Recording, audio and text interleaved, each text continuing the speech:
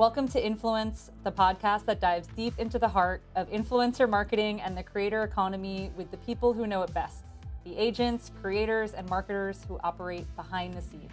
This podcast is hosted by Powder, where streamers can search their best moments to find short, shareable stream clips with AI.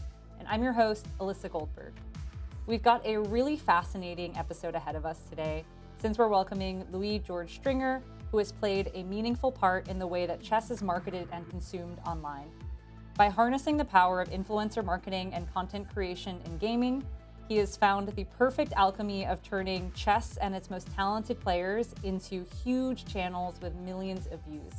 He's worked with Magnus Carlsen, the world's #1 chess player, and helped him and his companies build a fan base along with Alexandra Botez and the world's #1 chess YouTuber, Gotham Chess, along with chess.com. Chess may sound niche, but it's a multi-billion-dollar industry now played by 10% of the world's population, and much of its popularity driven by live streaming on Twitch and YouTube.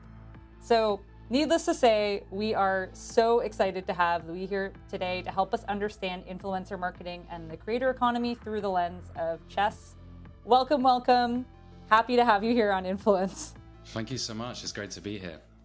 We reached out on LinkedIn a while back and connected. Yeah. And I'm a user of Powder, actually. I've used it a few times. Oh, so, cool. Yeah, it's a pleasure to be here. Well, that's a nice added bonus. It's wonderful to have you here. And I know that when we first spoke, because we had a little introductory call after we chatted on LinkedIn, you were telling me that you kind of first got started in working with chess streamers or working with chess players and helping them create their content online because you were doing it yourself. You were a chess player. You had made a video that went viral.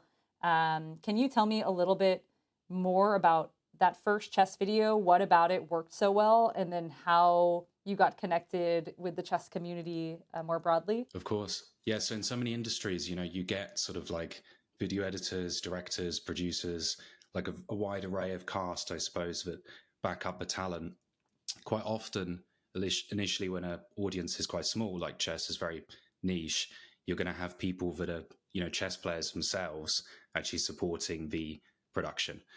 This is typically the case. In industries where it's like very big, let's say we're looking at something like banking or something, you're not going to get like a startup banker, so like this, it just doesn't exist.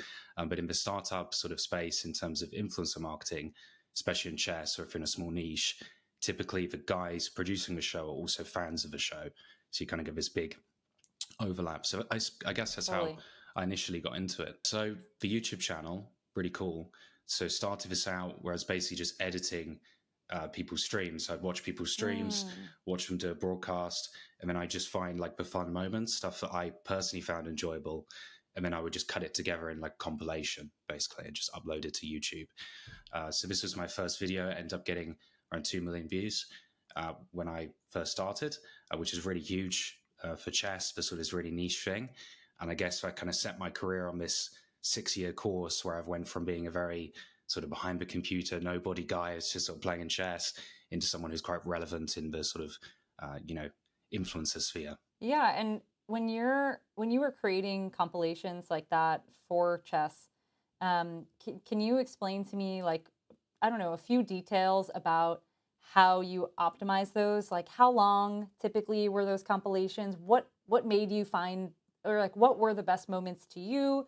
How would you kind of frame them in terms of captions and thumbnails and things like that? I think lots of people who listen to the podcast are creators or work with creators and care about those details because that's what works. Yeah, I guess it like there's this big question on YouTube, which has always been around.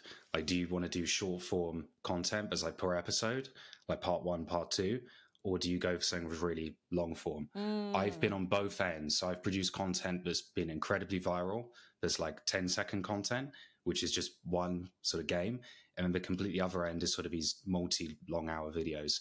I actually started my career with my first video, I think, being over an hour long. So it's like really, really long, which is quite rare these days. So it's sort of rare to see that sort of long format. But I really enjoyed it because you can kind of binge watch. So it's like, if someone likes 30 seconds, and they like 1 minute and they like 2 minutes, then why can't they like 2 hours of it, right? Like if you get involved, you might as well go through the whole thing. So I see this kind of being split today, honestly, because some creators are still going for really long format. Other people going really short. I'd say that if you want to know which you prefer, like you might say, oh, I prefer long form content. But if you go to your YouTube and all of your recommended videos are short form content, then you're actually kind of lying to yourself, right? Like, and it's the Yeah, same way that YouTube some people knows.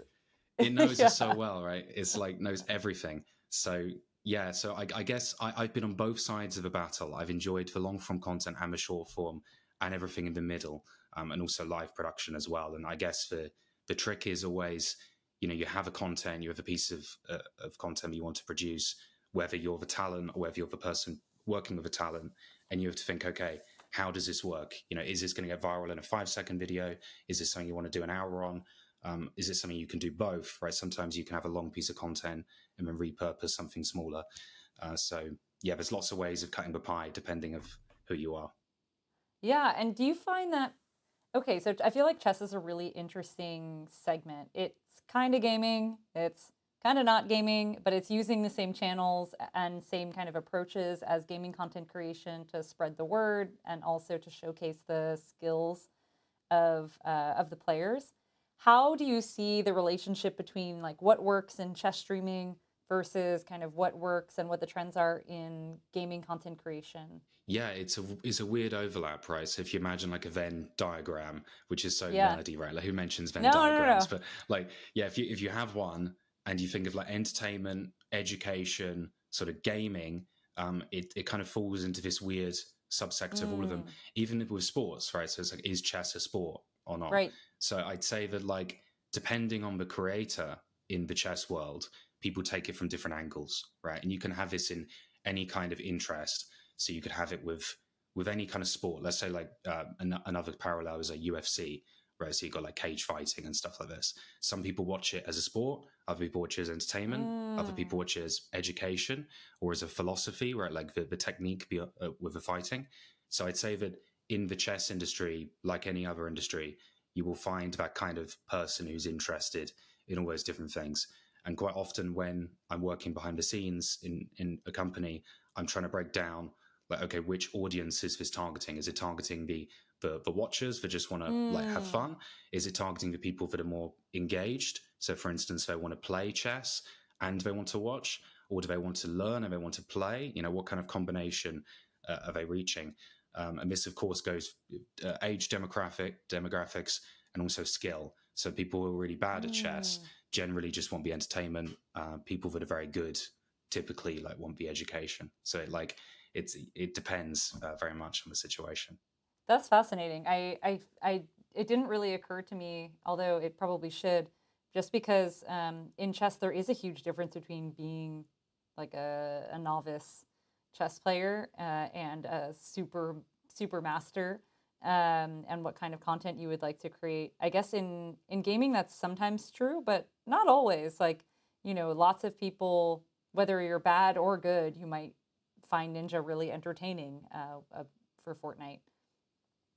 Yeah, I think this is a key to really good game design, to be honest, because you need something that's like deep enough for someone to stare into the game for a long time and find new things, right? New Mm. techniques, new strategies, but then for it to be simple enough that the novice can pick up the game and just understand it, Mm. right, intuitively and be able to play. So it's kind of like having those two things together is the most rewarding. Yeah. Typically, if you listen to like a beginner chess player talk, it's kind of like, oh, the horsey's gone here, or saying the knight's gone there, and this is being attacked, and like really basic level. And if you're speaking to someone who's a grandmaster, it's like a completely different league.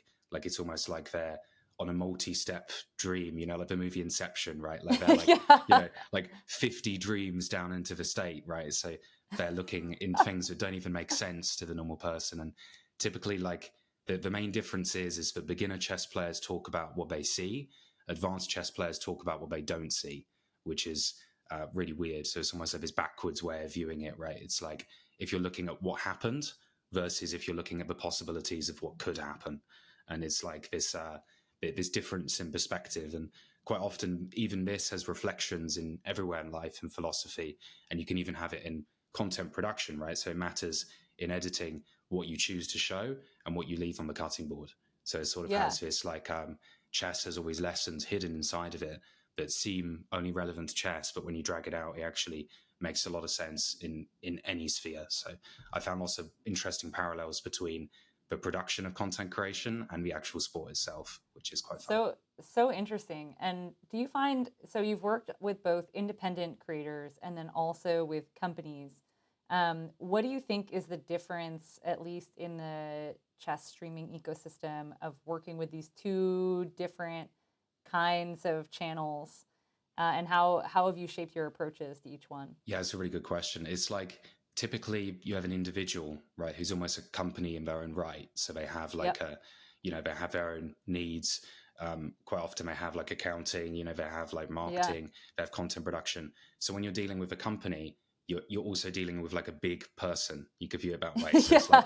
like, it's either like a company, condensed into a person, or a person stretched into a company, right? Yep. And so typically if you're thinking about like tone of voice for a company, you're looking at something really large scale compared to small scale. So in terms of mindset, you have to be professionally consistent to some degree, depending whether you're dealing with a corporation, you're freelancing, or you're Yeah. employed somewhere to make a piece of content, or you're working one-on-one with an influencer. Quite often when you're working between the influencer and the company, you just have to be a translator. It's similar to Mm. translating English to Spanish. In some ways it's almost like translating British English to American English, because they're both speaking the same language, but they can't communicate, right? The influencer Yeah. and the company, have these things where it's like, the CEO might describe a video and he's like, well, I really wanted to hit these demographics. I really wanted to, feel this way. It's really got to hit this next target. And the influencers are, okay, that's cool, but how do I actually translate that into an actionable creative point? Right. Right. So, being that intersection between the two, you have to like work with the difficult people. Actually, it depends who the difficult people are, right? Like typically the difficult people are the companies, in my view. Yeah. Maybe other people find the individuals difficult to deal with. Mm. But yeah, so my approach is more or less the same. It mostly comes down to like difference of budget, difference of scale, difference of personality. There's very different check marks that I'm going through when dealing with a company. Mm. Typically, with a company, it's all business. You're talking very technically. With an individual, quite often the expectations are very different, even in terms of how much you're getting paid. Quite often, you're just looking to do something for passion or for the Right. namesake, right? Your name being associated with that person or the project. So, for instance, it's been a huge boost in my career having worked with Magnus personally, compared to working with corporations or banks that might have more money or more influence, in some kind of like technical sense, but lack the creative output that Magnus has. So it's like this weird flex between the two. So complicated answer, but that's what I Yeah. see No. it. No. No. It makes perfect sense. And I was going to ask about the management of different personalities. So thank you for preempting that. But I feel like chess is also really interesting in that a lot of players, I guess, in some ways, because chess has traditionally been an analog game, obviously there's been massive growth in the digital and streaming space. But how much pressure do you feel like there is for a chess player to double as a content creator? I'd say huge pressure, huge, Mm. because chess in itself has not been supported by the government in many places. Mm. And so we think about like, this goes into the role of like, to what degree does the government have to support their influencers, right? Right. Like in the same way versus a company has to support an ecosystem of influencers underneath it in content creation. And this is a really difficult question, because if a company quite often can't afford to support multiple content creators, they can't give them a salary. It's not Mm. possible. They might hire a few internal content creators, but it's very difficult. So in terms of like chess's position in the world, I think there's a huge pressure because the government aren't there to support people in many countries. The person has to become a content creator in order to monetize Mm. themselves. So it's this big difference. In Russia, typically, for a very long time, Russia supported chess as a sport. Right. So typically they get salaries, which Oh. is really strange Yeah. from a Western perspective. So, and I don't just mean Russia, but I also mean the countries surrounding Russia and into the Yep. Middle East. Sort of the ex-Soviet Union, let's say, that kind of region has very different standards. If you look at Georgia, for instance, in Georgia, they're supported hugely. If you're a chess player, Mm. you know, the government loves you, and it's like a really big thing. So if you're in the UK, if you're in Europe, if you're in the USA or Latin America, whatever it is, you know, you're not going to get any government support at all. So you have to think, okay, if I'm going to be a professional chess player, you know, am I going to be in the top 100 chess players in the world? Probably not.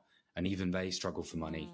So you have to either teach chess, you know, sell chess courses, you know, run your own chess company, or become a content creator. So increasingly, there's this huge pressure for, you know, we said about like maybe 10% of the world or more playing chess, right? So if you think that's a huge population, and then you've got that immense pressure because they want supply, right? They want content. So they're all demanding. And then you have a very, very small group of people who are able to answer the call and become a content creator. And I'd say just one point, if you're out there and you're considering becoming a content creator, you should really think about what's the ratio of supply and demand in your sphere, right? Because it could be the case you're entering a really saturated content creation market where you're not able to find a position versus one that's like completely undersaturated and you've got billions of people that really want something, but they're not getting their fix. Right. So, yeah, I'd say that the chess is an interesting one, and there's a huge pressure to be a content creator, and especially with companies becoming more mechanized and stuff like that, there's less of a role for the individual to play in mechanical process. So it becomes more about like posing, you know what I mean? Like making videos and like, hey, I'm cool, you know, I'm playing chess and entertaining people. So, yeah. Wow. Okay. So in chess, are there like, what do you think are the parts of the ecosystem that are maybe oversaturated versus like the blue ocean areas?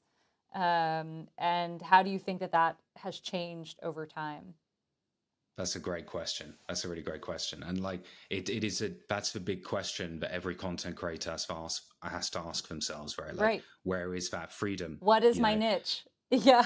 Yeah, exactly. And it's weird because you want the freedom, like talking about, you know, things that you do versus you don't do. You know, you want a niche where you can do something today and you have something to do tomorrow, right? So you have the possibility to expand. There's no use like jumping in a niche and then just being like shoehorned into that corner. So many people get like typecast, you know, as just like that one guy or the one girl that just does one really, really specific thing. Totally. And content creators don't want this, but then to be successful, they also want to expand, right? So it's like it's a really difficult one. In chess specifically, I'd say that it's changed over time. So I entered the chess industry maybe 6 years ago, and back then there's sort of this rising trend of Twitch streaming, right? And that was definitely the freedom that people wanted. I say now it's not, because the content creators are realizing, okay, it's actually better to make YouTube videos because I get paid while I sleep. You know, it's like a completely different perspective. So, that's a really good way to put it, by the way, about the difference between streaming on Twitch and posting YouTube videos is that you get paid while you sleep. Yes, and I have to give I'm not being paid to say this, but Powder is incredible, and I love that tech because it's like it is the ability. Like if you're a streamer out there and you're wondering, okay, how do I actually monetize like on a greater level, and how do I make sure that people are finding me even when I'm at a restaurant, you know, or I'm taking a dump, right, I'm sleeping or whatever. Like, how do you make sure that you're still spreading out there and you're still getting exposure? And 100% is for short form media, because you think about, you know, we're talking about like an individual being a body, right? Or a company being a body. If you consider like reels and short form content, especially the stuff that Powder's producing, that's like the exterior hooks, right? But you kind of like get yourself in and you drag in the audience into your heart. So it's sort of like this process. So you can, you know, you have to, these days, if you're a content creator, you have to be doing long form content and short form content, ideally, so that you have a full package. And this is a lot of work. And if you can introduce AI like Powdered in order to, or alternatives, you know, it's not just clip making, you can use AI everywhere, like in script making and stuff like this. It really lowers the amount of hours you need to produce. And I tell you, like, as a video editor that got a start in this industry by video editing, it is laborious video editing, and especially reels. It can take so much time. Yeah. And so much of it, I mean, of course, like there's the fun parts. There's like, how do I make the cool transition? Like, how do I make this really funny? How do I make like, you know, each beat land, right? But then there's like the really tedious parts, which is like, and I'm rewatching it for the 40th time to make sure that like this transition like, works where I want it to. And then I'm like moving the little trimmer, like just a tiny bit. So I hear you. That's so true. So you've done lots of reel making yourself. You've been through the I process and I have. I did a weird thing last year where I challenged myself to post a video on TikTok every day. And I'm not, natively a video editor or anything like that. And so I learned really a lot though, because when you have to post every single day, you get really efficient and you use all the tools to help simplify that process. And you also start to understand the rhythm of a video for each platform, like the way that the videos move and how they land to an audience on Instagram Reels is totally different than how they land on TikTok or even Twitter or something like that. So it was definitely fascinating, and I have a ton of respect for professional video editors because that was not easy. it's so true. If you're a CEO or you're anyone out there looking to hire someone, make sure that your key positions, right, such as head of marketing, or anything related to creative activity, that the people you hire actually have experience in producing content. And Totally. ideally, like, there's this new role coming out that's like the chief influencer role. It's like, some startups are starting, and I think it makes so much sense because you need someone who's able to get their hands dirty and get on the ground and understand what it's like. And especially if you're in video games, right? It's like there's nothing more a creator hates like working with a company that actually isn't involved in the market. They want people who are been there for Totally. years, like know what's going on, like, because businesses, we have this idea that like everything has to generate profit, right? And we've got this very formulative idea, especially driven by investors and capital. But the creators, quite often, the reason why these people are streamers, and this is no insult to streamers, right? But it's the case that they don't have a degree, they don't have any kind of formal education, and if they do, they've abandoned it. So that for whatever reason, they're streaming to millions of people. We can't insult them for that. We don't know if it's a good thing or a bad thing. We just know it's huge influence, and you have to think in terms of on their terms when you speak to them. So yeah, really great that you're able to do that. It's like so you've done a different one every day, like a different reel. Oh yeah. Wow. Yeah. I think with any kind of social platform, especially, each one has its own language, and you need to develop like a level of fluency in order to, feel like you're you understand the language of the in-group. It reminds me of, did you see Mean Girls back in the day? Sorry to like date myself with this millennial reference. How there's like Amy Poehler's character. It's like, I'm not a regular mom. I'm a cool mom. And it's like so obvious that she's not part of the group, because of like the way she's dressed and the way she's talking and all of that kind of stuff. I find that it's kind of like that when a senior executive is like talking about TikTok, but it's very clear they've like never downloaded the app and spent time training the algorithm to themselves. It's not like a dirty lowbrow thing to do to enjoy social media the way that millions and millions of people do. It's like a kind of a necessity in order to understand like what is going on there. It's so true. It reminds me of like a relay race, right? So like for so long in marketing, you've got like a, CMO or whatever running with like a baton, so I'm going to hold this for 25 years, right? And then I'm going to retire because my information will be outdated, and he passed it to the next guy and he only holds it for 10 years, right? And he's like, what the hell? Like, this is not working anymore. And it's got to the point where now like your career as a marketeer, if you figure out the market, even in the first place, you're only going to hold it for like 6 months, and then your entire ideology has to be like wiped out and replaced. So like I tell you what, like if you're an executive in a company and you're dealing with these things, you have to speak to children. You have to go out there and find 9-year-olds and be like, kid, tell me what's going to happen next, because like, how do you talk to your friends? Yeah.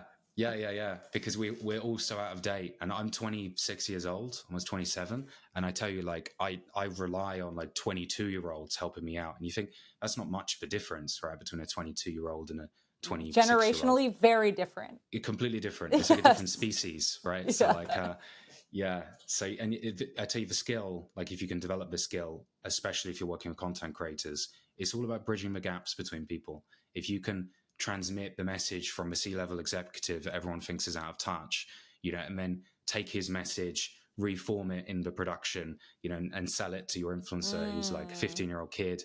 So he's able to understand and then take the results and go back and report on it in a way that you're translating. You can actually make two people very, very happy, even though they've never met each other and could never communicate properly. So interesting. Yeah, you're right. That is a lot of the work of like an influencer manager, is kind of code switching between these two seemingly very different groups who actually care about the same thing, which is like making the audience happy and growing the channel, right? Like those are the things that kind of everyone wants. But if you can't communicate to each other because you just speak a different language, right? Like one person speaks in ROI and another person speaks in like, likes, shares, general engagement, and just time spent with your community. It's such a weird thing. My girlfriend's a content creator, right? And she'll go to like a party or something, and she'll get like an average amount of like attention, right? And then she'll be like, "Oh no, I have like X million followers or something," and everyone in the room's like, "Followers, followers, followers," and like this word like echoes, and suddenly everyone's like, "Wow!" Like, this is heads really turn, yeah. And it's almost like, oh, you have 1 million followers. I mean, if I said like on LinkedIn, like nobody would care, but if you say like TikTok, it's like, whoa, that's so cool. Like, so it really matters like what context your followers are, like where they are, and what it is. But it's a weird one because influencers, they kind of feel that the whole world is revolving around them to some degree, and in some ways it is, right? Like a niche can revolve around one character, right. and that has to translate like into your real life, and you have to make these two things make sense. And it's really hard for creators, and as a manager of creators, you have to understand where that gap is. Where are you dealing with Magnus Carlsen, the legend, the greatest chess player of all time, and then when are you dealing with just Magnus, just your friend or whatever, like some guy, and right? Like, how do you navigate that, and how do you kind of parse the difference between those two, the public and the private persona? Yes, it really, you have to understand both personas really well. You have to understand the front end and the back end of the person's perception and their public appearance, and you have to know like where the transition points are. So the person might be very aggressive in their real life, let's say, and then they get on camera and that translates to passion. So there's lots of movement, there's lots of energy. So you understand if you kill their aggression behind the scenes, you're actually going to damage their passion on the screen. So, and people end up sacrificing their own personal life for their on-screen appearance, right? So they're like, typical one is like Hollywood alcoholics, right? Like, drug addicts and stuff. And this stuff is so real, and it's not the kind of stuff that you generally, you're not going to get in a textbook, right? You're not going to get this stuff in a university. But it's the most key to understanding how to work with people is you have to get to the real human nitty-gritty instincts and realize like where those transition points, where they're motivated. And then finally, you have to very, very carefully understand which way do you have to change their back personality, like how do you talk to them as an individual and how that reflects on screen.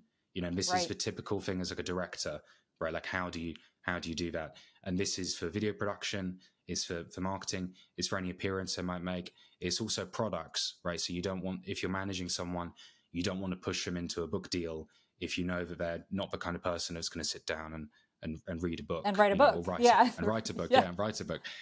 So it's this really detailed understanding of people, and there's part of you that has to be somewhat of a fly on the wall.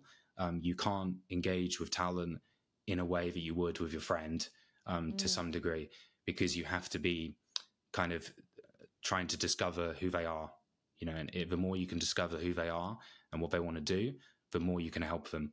And it requires trust from a talent to be able to trust you, either as a creative director or manager. How has kind of chess streaming and the content creation around chess changed, and what kinds of specific examples can you give as to the way that the video has changed, or audience interaction has changed, or the chess player maybe like annotating or giving details or something has changed? Yes. Yeah, good question. I mean, it's changed massively because chess fundamentally has been quite like a boring game to most of the world, right? For majority of history. And chess has been around for like 3,000 years. So, yeah, before Jesus, it was like, don't quote me on that. Like, you have to check online, but it's something ridiculous, like 2,000, 3,000 years. Like, it's really, really old. So you think like, okay, how are you going to revolutionize like the perspective on that, right? Like, as a viewer sport, like, what is this?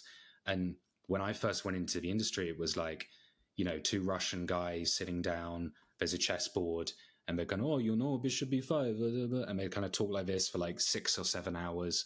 Everyone's sleeping, and it's like, okay, like whatever, and they shake hands at the end of the game, and it's over, right? So it's like, this is like not very interesting, and then I became a bit of a chess nerd, right? And I got into studying all the moves and stuff, and I was like, okay, this is pretty brilliant, but how do you translate the brilliance of the intellectual sport into something that the audience can actually understand, that there's legitimate drama happening, so the perspective is interesting. At the start, it was like, can the tournament organizers afford cameras? Can they get the cameras in the right place? Can they get commentators? And then eventually, we had 2 cameras, so you can cut between one camera and another camera angle. And then it was, okay, we learned how to do interviews, right? So you interview the players after. Yeah. And so gradually it changed. I'd say it hasn't got to the point where I want it to be yet. And I think that even with like, I'm not going to say any names individually, but there's certain people at the top, Magnus's level, that would really love to see shorter time controls, right? Like chess being more faster pace, quicker action, 1 minute games, like fire, crazy camera angles, audiences roaring, like, and I think the sport has that potential. What we ended up doing is we added like heart rate monitors to the players, right? So you can see the heart rate of the paces of the moves.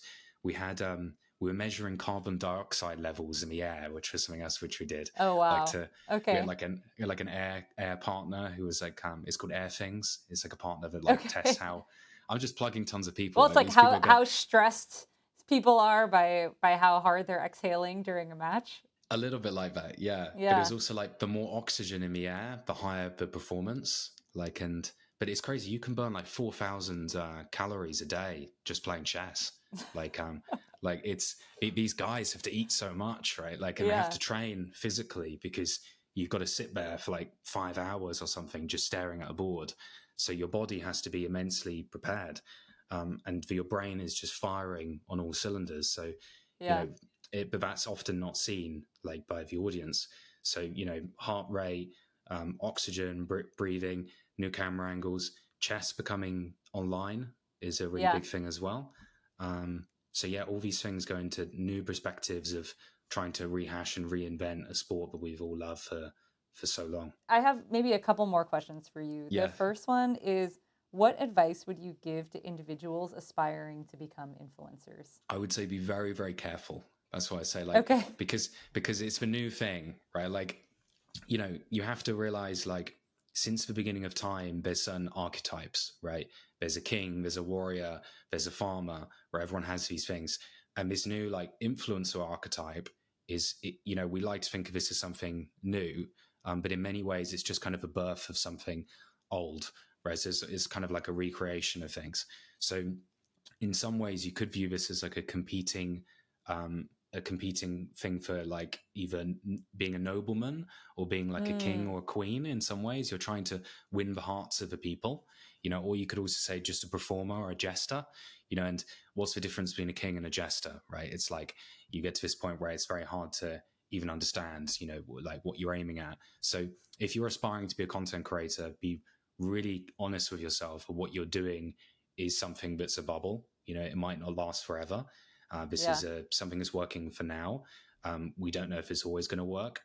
And I'd certainly say you need to speak to other content creators, and you need to have a really honest look at your life. I used to work in a supermarket, right? That was my job, right? I just stack the shelves, right? Before I done anything content creation, that was my job. So I had this dilemma where I was like, okay, do I become an influencer manager, like a video editor, or do I become a manager of my store, right? Like which is my career direction, right? And I was in this situation where I was like, okay, like what the hell is this situation? It's so weird. neither of them are like that impressive. Although, to be honest, like store managers really matter, right? We need to eat food. So it's Absolutely. like, that's really important. But at the time, this was my life situation, and I decided to like try do both. And I think that this is the best thing. You know, if you can create content in like 4 or 5 hours in a day, and then the other half you can do 4 or 5 hours working a real job, and then like balance these, then you can get to the point where you're like, okay, like I'm able to have my career in the real world, and then I'm able to have my virtual experience that's very different. But the one piece of advice that I want to give from people who are really successful in content creation is they never really identify as an influencer. And this is something that's like so key because, you know, Levi Rosman, right? Gotham Chess. Yep. Like he is such a good speaker and really good salesman. It's not what he's always doing, but he's very good at speaking to people. And I truly believe from the minute that Levi stepped in front of his camera and made his first video, he believed that he was speaking to a real room of real people and he was really trying to make a connection. So, you know, I don't think he saw himself as like, oh, I'm becoming an influencer, you know? So, yeah, like he's just like, I've got my people, they're listening. I have information. I have chess courses. I'm a businessman. And that's his identity. So you have to realize that influencing is like the commonality between all the niches, but the individual people in the niches are actually doing real work to some degree. So absolutely. I really warn anyone that just wants to get views to be very, very careful. Don't chase for views because like you'll run in circles. It's very dangerous. Yeah. And then on the flip side, what advice would you give to an agent or a marketer hoping to succeed with influencer strategies in chess or elsewhere? Work for free. That's what my advice is. Work for free. Okay. And the reason why is that you don't want to be paid to do these things, and because it has to come from passion. So in the same way that you shouldn't identify as an influencer, you shouldn't go out there thinking, okay, like this is my career. I'm like an influencer manager, you know, because you get quite. I think there's some kind of fear of being arrogant in it as well, because you're so close to people that get such tremendous attention. And so if you go into his career and you're like, oh yeah, I'm a manager of influential people, it's like you're going to fall flat on your face, like as a manager, because, you know, you're just like, you know, I'm Hollywood, you know, and it's just like, good luck, you know, I think you're going to fail. So I honestly, if you want to enter something like influencer management, you have to be a friend first, you know, and you have to be a fan first. You have to be a content creator first. Like what you're saying, like if you go into a company like, oh, I'm a new CMO, I'm the big executive, you know, you're going to fail. You've got to go in there, have that honesty of like, I don't know what I'm doing. I'm going to pick up TikTok. I'm going to film every day and get nitty gritty down into the real world. And that's the way you're going to succeed as a influencer manager. In terms of like how you're going to live off it or how you're going to make money, typically, you know, by working for free, you gain so much experience that you're going to be able to get into those areas where you can find a way to be able to make money and make it into a career. But initially, I'd say find the passion, find the love. Don't be ingenuine. Don't work with creators that you don't like. You know, there's so many people that want to work with someone who's, like it's not going to work. Like it, you know, there's some people that are really great, but you're just not the person to work with them. You know, you're just not going to get that match. So keep it personal, keep it real. And don't chase for money. I'd say on all sides, never chase money. It's a delusion. You know, you got to chase value. You got to help people. That's the goal. Tell me what's coming next for you, and then also tell me where people can find you and the people you work with. Of course. Yeah. So I'm currently working on a Mortal game. That's a project which I'll talk about quickly. So you've got chess.com, who I used to work with, and I love chess.com. I have a very good career there and love all the people. Chess.com is kind of been the guardians of the chess world for a long time. I mean, you have Lee Chess. It's a fantastic site, right? A free website. It's been out there for quite a while. A Mortal game, which I've been working with, is basically the next big thing, right? So that's what we're aiming for. So we're aiming to disrupt this market of the two leaders and come in with a third alternative. So there's so much I can say about Immortal. There's also things I can't say because we're working on some really cool projects. But definitely check it out. Just go to immortal.game and then you can just check me out online. I'm usually called StringDogg, which is like one Snoop G or Dogg. two Gs. Okay. Yeah, one G, but two Ds. No, two Gs on the second word. Okay. So string 1G, then the dog with double G. So And I'm sure there's going to be some links so you can check them out. But it's been really nice chatting, and these Yeah, it's topics been are so great. fascinating. Yeah, and if there's anyone listening out there that like any advice whatsoever, or if I can help you, don't be afraid to reach out, and I'm happy to answer any questions you may have. And that's our show. Thanks for tuning into Influence. It was really wonderful having Louis here. Our conversation spanned a lot of ground, especially about chess. Don't forget to subscribe to our podcast on your favorite platform, either in audio form or in video form, so you never miss an episode. And follow us on social media at PowderGG on Twitter, LinkedIn, TikTok, Instagram, and YouTube for more updates and behind-the-scenes content.